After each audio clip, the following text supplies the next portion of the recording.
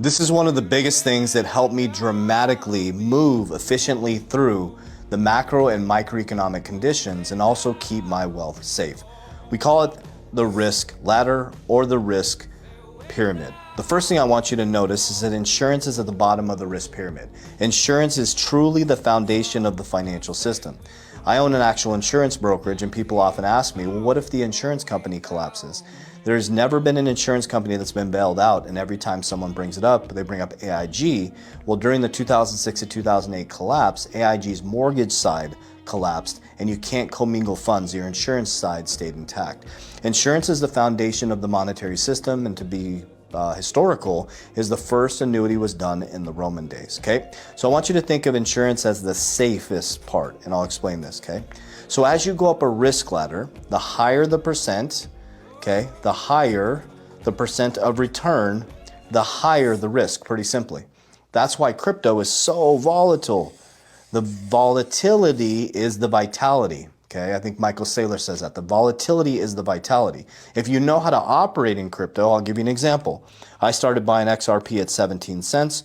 Trump got elected. I think it shot up to $2.40. I think it was higher than that. I got almost an 800% increase on my XRP.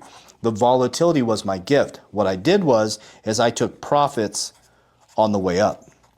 So I knew there was high risk, high return on these. And what I do is I pull profit on high risk, high return assets, and I pull it down the risk pyramid.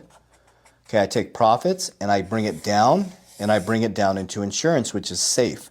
Okay, so I wanted to show you this. Here's an example with my dividend stocks. Okay, my dividend stocks are high risk, high return. The ones that I am are using they're trading options, which is basically legal gambling in the stock market, okay? So they're betting on this volatility.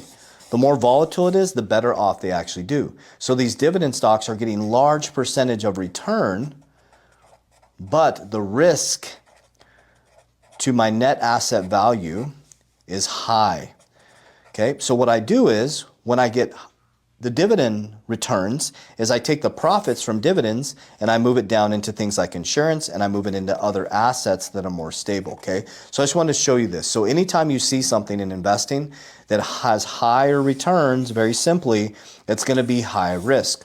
There's nothing wrong with that if you have a risk appetite. Like I have a pretty high risk appetite. So when I see something that's high risk that looks like this, if I see something that's high risk that looks like this, when the risk curve is going up, I take profits out and I bring it down into things like insurance and other assets that are less volatile.